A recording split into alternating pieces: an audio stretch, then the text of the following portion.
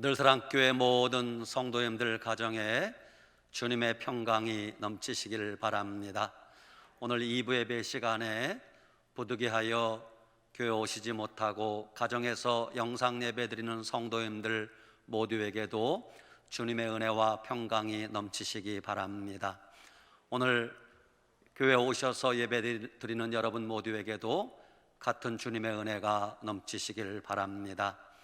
우리가 어디 있든, 가정에 있든 직장에 있든 교회에 있든 우리 모두를 주님이 항상 지켜주실 줄 믿으시기 바랍니다. 오늘 여러분들에게 혼란한 시대의 신앙생활, 이런 제목의 말씀을 증거하도록 하겠습니다. 우리 인간이 이 땅에서 행복하게 사는 비결은 어렵지 않습니다. 간단합니다. 어떻게 하면 우리가 행복하게 살 수 있습니까?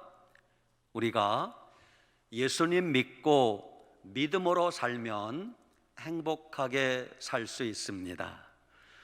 누구든지 예수님을 영접하고 하나님 말씀대로 순종하고 살면 행복하게 살 수 있습니다. 그러나 예수님 믿기를 거부하고 하나님 등지고 살면 그의 인생은 불행해질 수밖에 없는 것입니다.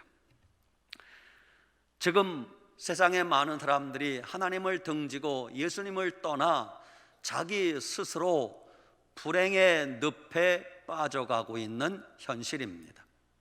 지금 현재 이 세상에서 벌어지고 있는 일들은 정말 우리 인간의 머리로는 이해가 되지 않습니다. 설명하기 참 어렵습니다. 생각해 보세요. 왜 이 코로나 바이러스라고 하는 보이지도 않는 작은 세균이 전 세계에 퍼졌을까요? 이해할 수 있습니까? 이해할 수 없습니다. 요즘 기후 변화는 왜 이렇게 오르락내리락 롤러코스터를 타고 있는가요? 설명할 수 있습니까? 설명 불가능합니다. 미국의 어느 도시는 어저께까지는 영상 40도였는데 그 다음날 폭설이 내렸답니다. 왜 이런 일이 벌어질까요? 요즘 전 세계의 크고 작은 사건 사고들은 왜 이렇게 많이 일어날까요? 답변할 수 있습니까? 혹시 여러분이 저에게 목사님, 왜 이런 일들이 벌어지는 것입니까? 목사님, 속 시원히 좀 답변해 주시기 바랍니다. 죄송합니다. 제가 답변 드릴 게 없어요. 하나님 외에 그 누구도 이런 일에 대하여 명쾌한 답변을 내릴 수 없습니다. 얼마 전 세계 미래학자들이 모여서 서로 이런 걱정을 하는 것이 신문에 나왔습니다. 타이틀이 뭐냐? 다가올 미래가 두렵다. 다가올 미래가 두렵다는 거예요. 왜냐하면 앞으로 이 땅에는 예측 불허의 재앙들이 점점 많아질 것이라고 미래학자들이 내다보고 있습니다. 그렇습니다. 지금 이 땅에는 원인과 이유를 알 수 없는 수많은 일들이 점점 많이 일어나고 있습니다. 그래서 많은 사람들이 원인이 뭘까? 원인을 찾으려고 합니다. 이게 누구 탓일까? 누구를 탓하고 누구를 원망하려고 합니다. 아닙니다. 여러분, 지금 우리에게 시급한 일은 원인 규명이 중요한 것이 아니라 이것이 누구 탓인가, 누구 탓하고 원망하는 게 중요한 것이 아니에요. 지금은 너나 할 것 없이 하나님 앞에 회개해야 될 때임을 알아야 됩니다. 무조건 하나님 앞에 엎드려 기도하고 회개할 때가 지금입니다. 그러면 하나님이 우리에게 다시 긍휼을 베풀어 주시고 살 길을 열어 주실 것입니다. 아무튼 우리가 사는 이 세상은 혼란한 세상이 되었습니다. 눈에 보이는 것들이, 귀에 들리는 소리가 전부 우리를 혼란하게 만듭니다. 요즘 여러분, 이 사람 말 들으면 그게 맞는 것 같고 저 사람 말 들으면 그게 맞는 것 같지 않아요? 도대체 누구 말이 진실인지 혼란하기 짝이 없습니다. 사람의 마음속 생각도 혼란합니다. 우리가 믿는 믿음과 신앙도 혼란해지려고 합니다. 특히 제일 심각한 것은 가치관의 혼란이 심각합니다. 예전에는 당연하게 여기던 것들이 지금은 그게 아니라고 우깁니다. 예를 들면 결혼이라고 하는 거, 창세전부터 결혼은 뭐가 결혼입니까? 한 남자와 한 여자가 만나서 가정을 이루고 자녀를 낳아서 사는 것, 그게 결혼 아닙니까? 그런데 요즘 해괴망측한 주장들을 합니다. 결혼? 꼭 남자와 여자가 결혼하는 거 아니야. 결혼? 남자와 남자끼리도 얼마든지 결혼할 수 있어. 말도 안 되는 소리를 합니다. 결혼? 여자와 여자끼리 그게 훨씬 더 사는 게 편해. 이런 주장을 합니다. 결혼? 뭐 꼭 사람끼리 하나? 사람하고 짐승하고도 결혼할 수 있어 라는 헛소리들을 합니다. 도대체 이런 생각들이 말이 된다고 생각하십니까? 그런데 더 큰 문제는 누가 이런 헛소리를 하고 주장을 하면 옆에 있는 사람들이 따끔하게 혼내주고 야단쳐야 되는데, 요즘은 오히려 그런 헛소리 하는 자들을 맞다고 박수치고 밀어주고 땡겨주고 찬성하고 있으니 도대체 이 세상이 어떻게 되려고 하는지 걱정이 아닐 수가 없어요. 지금 우리나라는 아직도 많은 사람들이 모이는 단체 모임이 금지되고 있습니다. 그래서 많은 행사들이 취소되고 연기되고, 이제 2주 뒤에 열리는 우리 교단총회도 역사상 처음으로 서울에서 모이지 않고 지방에 다 흩어져서 화상 회의를 하기로 했어요. 이런 상황인데 유일하게 예외가 있습니다. 그게 뭔 줄 아세요? 서울시에서는 9월 18일 이번 주 금요일부터 9월 29일까지 하루 이틀도 아니고 장장 열이틀 12일간에 거쳐 동성애자들이 모이는 퀴어 축제를 서울시청 앞 광장에서 한다고 허락을 했었는데, 코로나 바이러스로 이 사태가 벌어지니 그들이 행사를 바꾸어서 엊그제 뉴스를 보니까 온라인으로 행사를 하겠다 이렇게 발표를 했어요. 퀴어 축제가 뭐예요? 퀴어? 몰라도 돼요. 여러분, 영어 쓴다고 대단한 거 아니고 영어 쓴다고 기죽지 마세요. 퀴어 축제, 동성애자들이, 기억 오래 하려고 제가 속된 말 좀 쓸게요, 지랄 발광하는 거예요. 그게 퀴어 축제예요. 여러분은 이런 일이 말이 된다고 생각하십니까? 또 그것이 옳다고 밀어주고 협조하는 정부의 정책이 합법적이고 타당하다고 생각하십니까? 왜 이렇게 이 세상이 혼란하게 되었는지 우리 마음이 심히 답답하고 슬프기 그지없습니다. 예수님은 이미 말세에 이런 혼란한 일들이 벌어질 것을 예언하셨습니다. 첫 번째 화면, 누가복음 21장 25절에 시작. 1월 성신에는 징조가 있겠고 땅에서는 민족들이 바다와 파도의 성난 소리로 인하여 혼란한 중에 곤고하리라 그랬어요. 말세가 되면 1월 성신, 하늘의 해와 달과 별들의 어떤 징조가 생기고 땅에는 민족들이 바다와 파도의 성난 소리로 인하여 혼란 중에 곤고해질 거래요. 그렇습니다. 앞으로 우리가 살아가야 될 세상은 점점 더 혼란해질 것입니다. 그러면 이렇게 혼란해지는 세상 속에 우리가 어떻게 신앙생활하며 살아야 될까요? 오늘 그 말씀을 드리려고 합니다. 화면 두 번째, 오늘 본문 말씀입니다. 이사야 26장 3절 말씀 시작. 주께서 심지가 견고한 자를 평강하고 평강하도록 지키시리니 이는 그가 주를 신뢰함이니이다. 아멘. 그렇습니다. 이 세상이 아무리 혼란한 세상이 되어도 우리는 마음을 굳게 하고 주님만 의지하고 믿음으로 살아야 합니다. 세상이 아무리 혼란해져도 우리는 믿음이 흔들리지 말고 더욱 마음을 견고하게 해야 됩니다. 세상이 흔들거리고 요동쳐도 우리는 우리의 삶의 뿌리를 주님에게 내리고 흔들리지 말아야 됩니다. 마음을 굳게 하고 심지를 견고하게 해야 됩니다. 믿음의 뿌리가 흔들리면 안 되는 것입니다. 여러분, 사람들이 하는 말을 듣고 흔들리지 마세요. 요즘 사람들이 하는 말 들으면 교회 다니는 게 잘못이고 예배 드리는 게 잘못이라고 자꾸 생각돼. 여러분, 들려오는 뉴스에 너무 상처받고 요동치지 마세요. 우리는 오직 하나님 말씀만 굳건하게 붙들고 믿음으로 살아야 될 것입니다.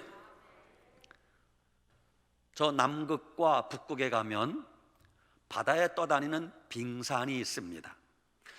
빙산이 움직이는 것은 바람에 따라 움직이는 게 아닙니다. 파도에 따라 움직이는 게 아니에요. 빙산이 움직이는 것은 겉표면에 바람이나 파도의 영향을 받아 움직이는 것이 아니라 빙산은 바다 깊숙이 흐르는 해류가 흘러요. 해류. 그 해류에 따라 빙산이 움직인다고 합니다. 그렇습니다. 우리 그리스도인의 삶도 여기저기에서 들려오는 풍문에 따라 움직이는 것이 아니라 오직 변함이 없는 하나님 말씀에 뿌리를 내리고 믿음으로 살아야 합니다. 이 세상이 제 아무리 교회에 대하여 하나님에 대하여 거짓 소문을 퍼뜨리고 악한 짓을 해도 저들이 교회를 조롱하고 빈정거려도 그리스도인은 그럴수록 더욱더 교회를 사랑하고 믿음으로 살아야 됩니다. 주님은 약속하셨습니다. 화면 세 번째 부탁합니다. 고린도후서 4장 8절 시작. 우리가 사방으로 우겨쌈을 당하여도 쌓이지 아니하며 답답한 일을 당하여도 낙심하지 아니하며. 아멘. 네 번째 화면 요한복음 16장 33절 시작. 세상에서는 너희가 환난을 당하나 담대하라, 내가 세상을 이겼노라. 아멘. 그러면 구체적으로 지금 현재 우리를 혼란하게 만드는 것들이 무엇입니까? 예전에는 사회적 분위기가, 국가적 분위기가 열심히 일하는 분위기였습니다. 새벽부터 밤늦게까지 열심히 일하고 열심히 공부하고 열심히 노력하고 열심히 땀 흘리는 분위기였습니다. 새벽종이 울렸네, 새아침이 밝았네, 너도 나도 일어나 새마을을 가꾸세. 열심히 일했어요. 잘 살아보세, 잘 살아보세. 열심히 일했어요. 그런데 지금 우리나라는 국가적인 분위기가, 사회적 분위기가 열심히 일하는 사람들이 바보처럼 보여요. 오죽하면 서점에 이런 책이 나왔어요. 책 제목이 뭔 줄 아세요? 하마터면 열심히 살 뻔했다. 여러분, 이런 책이 나왔어요. 대단히 죄송하지만 우리나라는 지금 망국의 길로 들어가고 있다고 해도 과언이 아닙니다. 그 증거가 뭔 줄 아십니까? 작게는 여러분 가정살림이나 회사의 경영이나 국가의 운영이나 교회의 살림살이는 근본 원리가 똑같습니다. 자, 예를 들어서 가정의 살림살이, 여러분 가정에 남편이 아내가 벌어오는 한 달 수입이 100만 원이라고 가정합시다. 한 달에 수입이 100만 원인데 씀씀이가 너무 커서 한 달에 200만 원, 300만 원씩 써대기 시작하면 그 가정 어떻게 되는 거예요? 쪽박 차는 거예요. 회사 경영, 어느 회사의 이윤이 한 달에 1억이라고 가정합시다. 한 달에 이익이 1억이야, 1억. 그런데 그 회사 사장님이, 대표님이 요즘 은행 이자 싸다고 은행 대출 10억, 20억 받아서 내가 사장인데 이 정도 못 써? 그러면서 한 달에 1억밖에 수입이 안 나는데 10억, 20억씩 막 써대기 시작하면서 그렇게 회사를 경영하면 그 회사가 망하는 건 불을 보듯 뻔한 것입니다. 요즘 담임 목사가 간혹 너무너무 힘들고 어려워하는 성도를 바라보는 마음이 얼마나 아픈지 아십니까? 정말 나한테 돈이 있으면 다 주고 싶어. 담임 목사가 성도들 어렵게 사는 게 너무너무 보기 힘들어서 담임 목사가 결단했습니다. 예를 들어서 늘사랑교회 건물도 크겠다, 땅도 많겠다, 이거 은행에 저당 잡혀서 100억, 200억 대출 받아서 늘사랑교회 교인들은 1인당 1,000만 원씩 다 생활지원비 드리겠습니다. 아이고, 아멘 할까봐 걱정했어요. 그러면 여러분이 저를 박수 칠 거예요? 야, 목사님이 최고다, 우리 집에 1,000만 원씩 그냥 돈을 주네? 그러면 늘사랑교회 망하는 겁니다. 국가 운영 어떻습니까? 우리나라 금년 1년 예산이 512조라고 합니다. 그런데 지금 현재 우리나라 국가 부채가 정부 발표에 의하면 840조요. 거기다가 공기업 부채를 포함하면 1290조요. 부채가 1년 예산은 510조인데 부채가 훨씬 많습니다. 이러한 우리나라 경제 상황을 고려하면 심히 지금 현재 정부가 펴는 정책이 걱정스럽지 않을 수가 없어요. 복지라는 명목으로, 서민 경제 돕는다는 명목으로 정부에서 국민들에게 돈 또 준대요. 어떤 사람에게는 200만 원씩, 미취학 초등학생 자녀들에게는 20만 원씩, 50 넘은 나 같은 사람에게는 꼴랑 핸드폰 지원비 2만 원 준대요. 애개게 하지 마세요.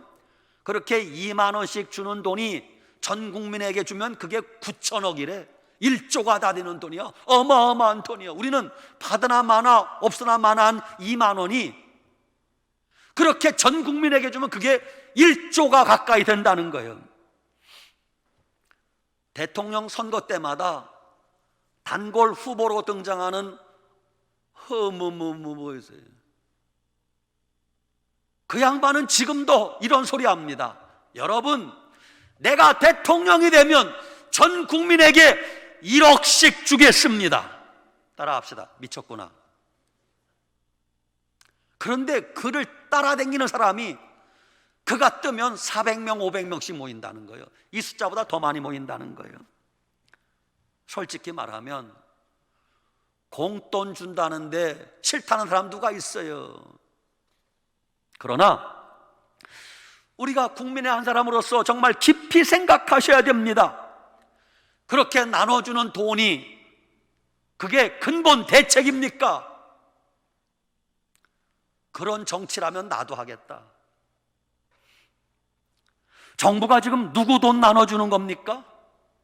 솔직히 정치하는 분들 보니까 앓는 소리 해도 다 돈이 많더라고요. 정치가들이 자기 호주머니 털어서 자기 지갑 열어서 주는 겁니까? 전부 나라 돈이고 나라 빚이고 나라 세금이요. 전부 국가 부채고 빚으로 고스란히 남는 거예요. 질문해 봅시다. 남에게 빌린 돈, 은행에서 융자 받은 돈, 대출 받은 돈, 여러분이 선택해 보세요. 1번 안 갚아도 되는 돈이다. 2번 떼먹어도 되는 돈이다. 3번 잊어버리면 그만인 돈이다. 4번 영어로 BJR 무슨 뜻이에요? 배째라, 나자빠지면 그만인 돈이다. 여러분, 국가 부채는 안 갚아도 되는 돈입니까? 떼먹어도 되는 돈입니까? 아닙니다. 언젠가 반드시 갚아야 할 돈입니다. 빚입니다. 신용카드 생각해 보세요.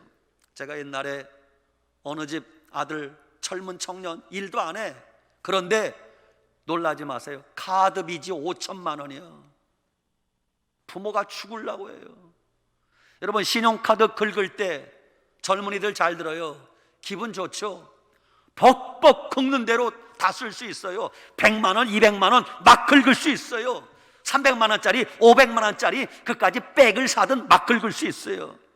그때는 기분 좋죠. 한 달 지나면 어김없이 청구서가 날아옵니다. 어서 갚아. 네가 썼으니까 갚아. 안 갚으면 연체이자 어마무시합니다. 그래도 안 갚으면 경고장, 협박, 소송 막 들어옵니다. 이게 빚이라는 거예요. 그런데 국가 부채가 산더미같이 늘어가는데 돈 퍼주겠다고요? 그게 근본 대책이란 말입니까? 여러분, 다음 두 가지 가운데 여러분이 선택해 보세요. 5번 화면. 지금 여러분과 내가 힘들고 어렵더라도 우리가 고통을 견디고 나중에 우리 자녀들, 후손들이 편하게 살기를 바라는가? 그게 1번이고, 선택 2.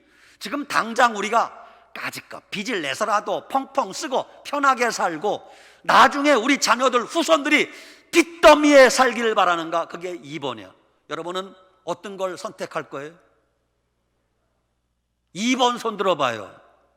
야단 좀 치게. 여러분, 지금은 너나 할 것 없이 사는 게 다 힘듭니다. 이럴 때는 여러분, 뾰족한 수가 없습니다.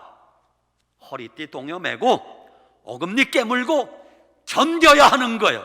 따라합시다. 견뎌보자. 삿입에 거미줄 치겠는가? 지금 정부는 국민들에게 또 돈을 나눠준답니다. 제일 이해가 안 되는 것은 사지육체 멀쩡하고 무슨 일이든 할 수 있는 청년들에게 청년복지라는 명목으로 50만 원씩 또 준대요. 나는 그게 제일 못마땅해. 열심히 일해야 될 청년들이 사지육체 건강하면 뭘 못해요? 뭘 못해? 나는 말할 자신이 있어요. 왜? 내가 그렇게 살았기 때문에. 가만히 앉아서 게임이나 하고 앉았고 놀고 있는 청년들에게 공돈을 50만 원씩 준다고요? 그러면 열심히 일할 사람이 누가 있어요? 주님은 성경에서 이렇게 말씀하셨습니다. 6번째 화면. 데살로니가후서 3장 10절 시작. 누구든지 일하기 싫어하거든 먹지도 말게 하라. 일하기 싫거든 먹지도 말래요. 우리나라 걱정거리가 이것뿐만이 아닙니다. 이제 앞으로는 자녀들 빨리빨리 좀 옮겨주세요. 우리 자녀들 열심히 공부 안 해도 의사 될 수 있어요. 시민단체 추천만 받으면 공공의대라는 것을 만든다고 하는데 의사 될 수 있어요. 여러분, 전국 의사협회가 왜 반대하는지를 정확하게 알아야 돼요. 지금 있는 의과대학에 입학 정원을 늘려주면 누가 반대해요? 특정한 지역에 듣도 보도 못한 공공의대를 만드는데, 여러분, 의사라는 것은 내가 되고 싶다고 아무나 되면 안 되는 거. 왜? 사람의 생명을 다루기 때문에. 생명을 다루는 일하는 분들이 자, 수술을 하는데 배를 쬐어요. 여가 아닌가비요? 반대쪽에 쬐어요. 아까 거기가 맞는가비요? 그게 사람 죽이는 거잖아요. 지금은 열심히 공부 안 해도 추천권을 가진 자가 공공의대 입학하도록 추천해서 입학하게 만들겠다. 지금 의사들이 밥그릇 싸움하는 줄 생각하십니까? 언론이 그렇게 호도하고 앉았어요. 그뿐만이 아닙니다. 모 회사에서 잠깐 쓸 아르바이트생이 필요했어요. 몇 달간, 1년간. 아르바이트는 말 그대로 잠시 일하는 아르바이트생이요. 그런데 정규가 정부가 비정규직인 그들을 정규직으로 채용하라고 압력을 넣습니다. 법적으로. 그래서 아르바이트생으로 들어갔다가 정규직 직원이 되면 자기는 기분 좋죠. 그러나 생각지 못한 일이 생깁니다. 무슨 일이? 그동안에 그 회사 들어가려고 머리 싸매고 공부하고 재수하고 노력하고 준비한 사람은 기호가 없어지니까 아예 들어갈 기회 원서도 못 내보는 거예요. 열심히 일하는 사람만 손해보는 세상이 되는 거예요. 중국 춘추 전국 시대에 노나라에 공무제라고 하는 고을 원님이 계셨어요. 이 고을 원님인 공무제는 아주 덕망이 높아서 그 고을에서 신임을 얻던 그런 원님이었어요.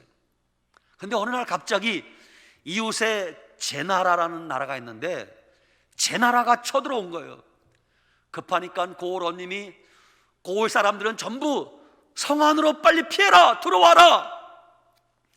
고을 사람들이 전부 성 안으로 들어왔어요. 성문을 걸어 닫았습니다. 근데 문제가 생겼어요. 성 밖에 지금 보리가 누렇게 익은 거예요. 지금 베다가 탈곡만 하면 돼.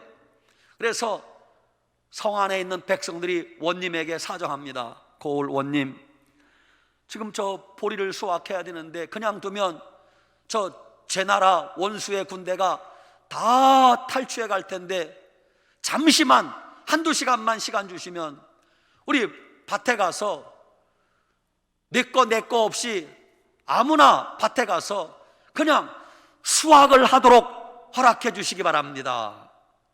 논리가 맞잖아요? 왜? 그냥 두면 뺏기니까. 그랬더니 고을 원님인 공무제가 안 된다. 성문을 닫아 걸고 한 명도 나가지 마라. 제나라가 쳐들어왔습니다. 밖에 누런 곡식들 다 탈취해 간 거예요. 전쟁이 끝나고 이 소식이 임금님에게 들어갔어요. 분노한 임금님이 그 공무제, 그 수령을 불러라. 임금님 앞에 소환돼 갔습니다. 임금님이 호통을 칩니다. 내 이놈! 그래, 그 많은 곡식을 적들이 훔쳐가도록 그냥 두었단 말이냐? 그렇다면 차라리 성문을 열어서 한두 시간만 백성들이 내 것 없이 아무 밭이나 가서 보리를 수확하도록 했으면 좋지 않았겠냐? 야단을 쳤어요. 그러자 수령인 공무제가 왕에게 이렇게 답변했대요. 폐하, 지당하신 말씀입니다. 그러나 한 가지 생각해 보시기 바랍니다.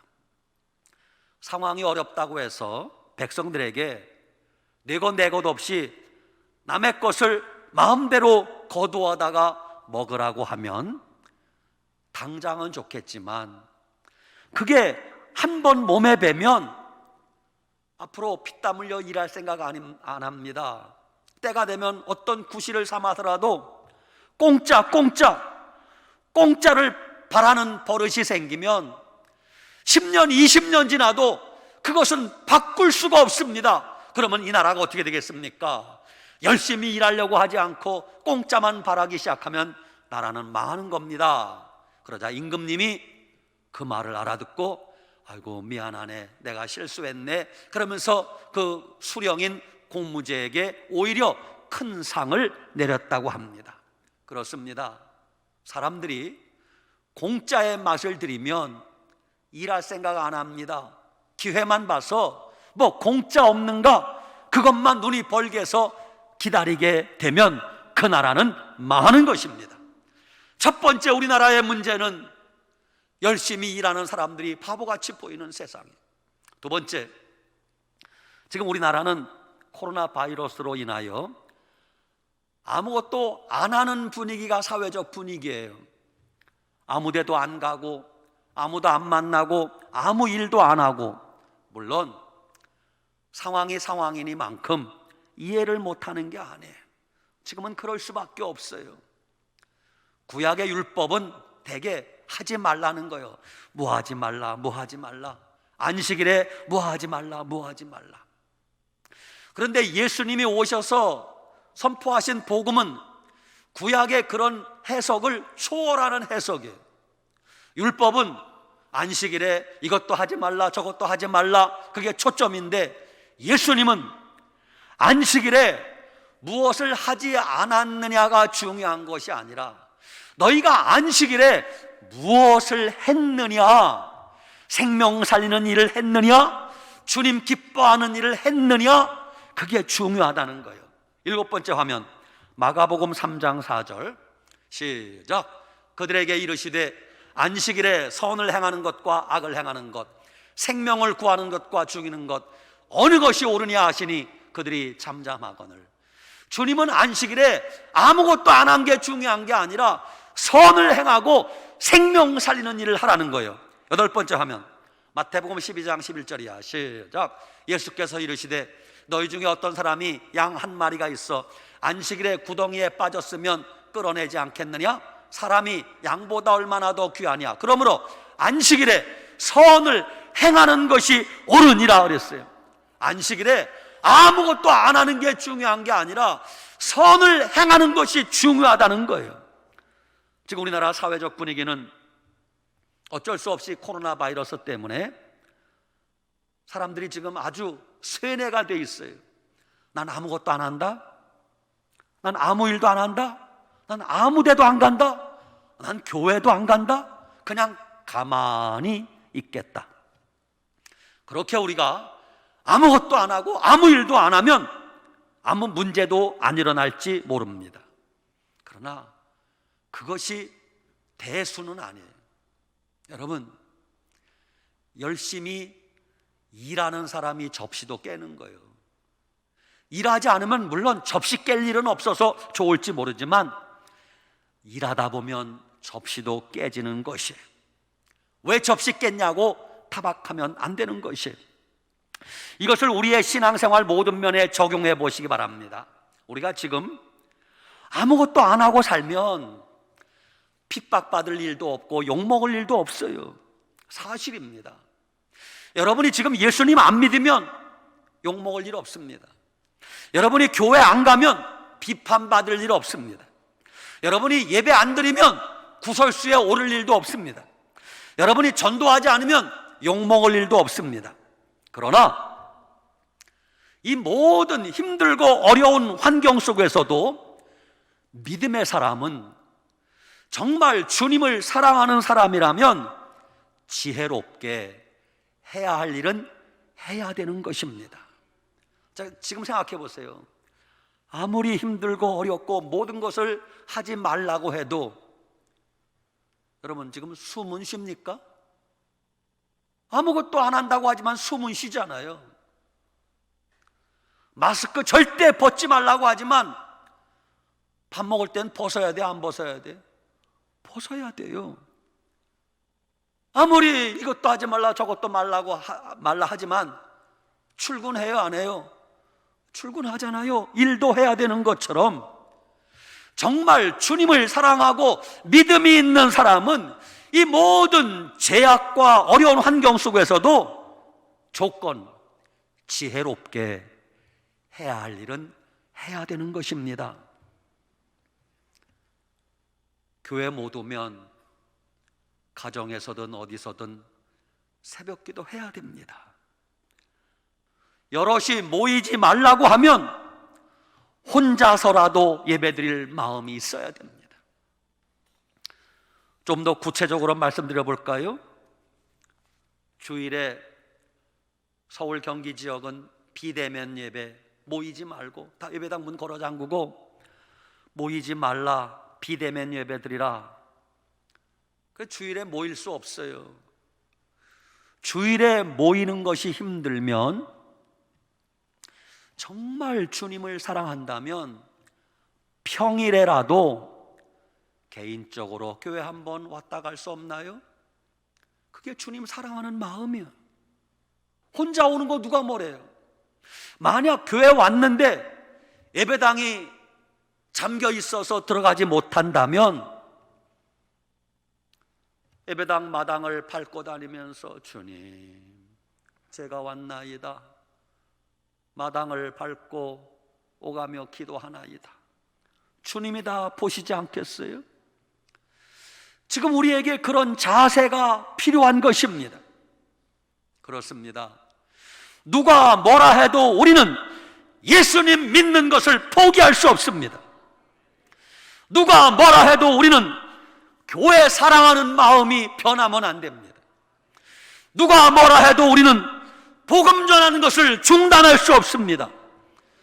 누가 뭐라 해도 우리는 기도하는 것을 끊을 수 없습니다. 왜? 주님은 우리 위하여 목숨까지 버리시고 희생하셨는데 우리는 무엇을 하느냐 그 말입니다. 지금 우리 각자가 주님 앞에서 결단하고 선택하셔야 됩니다. 아무것도 안 하고 욕 안 먹는 자로 살 것인가, 아니면 주님 앞에 지혜롭게 해야 할 일은 하면서 욕 먹는 자가 될 것인가, 여러분이 선택하셔야 돼요. 9번째 화면, 여호수아 24장 15절. 여호수아가 이스라엘 백성들에게 선택하라고 요구합니다. 시작. 만일 여호와를 섬기는 것이 너희에게 좋지 않게 보이거든 너희 조상들이 강 저쪽에서 섬기던 신들이든지 또한 너희가 거주하는 땅에 있는 아모리 족속의 신들이든지 너희가 섬길 자를 오늘 택하라. 오직 나와 내 집은 여호와를 섬기겠노라. 따라합시다. 너희가 섬길 자를 오늘 택하라. 오직 나와 내 집은 여호와를 섬기겠노라. 다시, 나와 내 집은 예수님만 믿겠노라. 기독교 2000년 역사 속에 교회가 핍박받지 않던 때는 없었어요. 교회가 세상을 향하여 복음을 전하면 온갖 핍박, 박해, 욕먹게 되어 있습니다. 심지어는 순교의 피도 흘려야 됩니다. 여러분, 우리가 꼭 잘못해서 욕먹는 게 아니에요. 10번째 화면, 마태복음 5장 11절이야. 시작. 나로 말미암아 너희를 욕하고 박해하고 거짓으로 너희를 거슬러 모든 악한 말을 할 때는 너희에게 복이 있나니 기뻐하고 즐거워하라. 하늘에서 너희의 상이 큼이라. 너희 전에 있던 선자들도 이같이 박해하였느니라. 우리가 믿음으로 살려면 세상에서 욕먹고 핍박받는 건 어쩌면 당연한 일이라고 할 수 있어요. 물론 교회가, 우리가 그리스도인이 쓸데없는 짓을 하여 욕먹는 건 잘못입니다. 우리가 지혜롭게 행동하지 못하여 욕먹고, 우리가 불의한 짓을 하여 욕먹고, 우리가 사회적으로 지탄받을 만한 일을 해서 욕먹는다면 그건 잘못이지요. 그러나 교회가 정상적인 신앙생활을 함에도 불구하고 욕먹고 핍박받는 것은 그건 피할 수 없어요. 또 한 가지, 성도들이, 교회가 세상에서 항상 칭찬받기만을 기대하는 것도 지나친 욕심이에요. 왜? 우리는 예수 그리스도의 생명을 소유한 자들인데 생명 없는 자들이 여러분의 마음을 알겠어요? 얼마 전에 대통령께서 각 교단 총회장님들을 모시고 간담회를 할 때 대통령이 이런 말을 했어요. 목사님들 앞에서, 여러분, 코로나 바이러스는 목사님도 어떻게 할 수가 없고 교회도 어떻게 할 수 없고 코로나 바이러스는 하나님 말도 안 듣습니다 그랬어요. 맞아요? 이게 말이요 절이요? 물론 지금 난감한 상황이 많죠. 그러나 코로나 바이러스가 하나님 말도 안 듣는다고요? 여러분, 생명 있는 자와 생명 없는 자는 생각이 다르기 때문에 욕먹는 것을 피할 수 없어요. 예를 들면, 자, 지금 이 상황에서 우리가 북한 선교할 수 있어요, 없어요? 모든 사람들이 북한 선교 안 된다, 못한다, 불가능하다, 저도 그렇게 생각해요. 그런데 이게 웬일이에요? 일각에서는 저 휴전선 넘어 북한 동포들에게 복음 전하기 위하여 놀라운 방법을 찾았는데 어떻게 해요? 큰 비닐봉투를 구해다가 그 비닐봉투 속에 전도지도 넣고 페트병에 쌀도 넣고 달러, 1달러, 2달러 돈도 넣고 필요한 구급약도 넣고 그리고 거기 가스를 넣고 밀봉을 해서 남풍은 남에서 북쪽으로 부는 바람이에요. 남풍이 불어올 때 북쪽으로 그 풍선을 띄우는 사역을 오래전부터 한 분들이 계시더라고요. 잘했어요, 못했어요? 잘했죠. 나는 못했지만 누군가 잘하지 않았어요?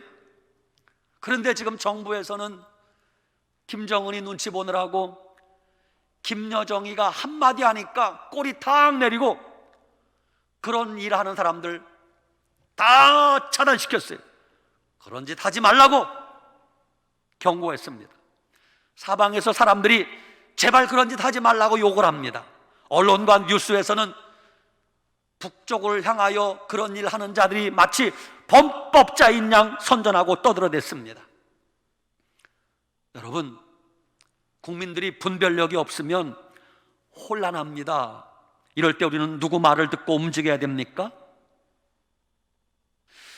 여러분, 주님이 원하시는 일이라면 사람들이 욕을 해도 핍박을 해도 멈출 수 없는 것이에요. 왜? 하나님 기뻐하는 일이기 때문에 그렇습니다. 결론입니다.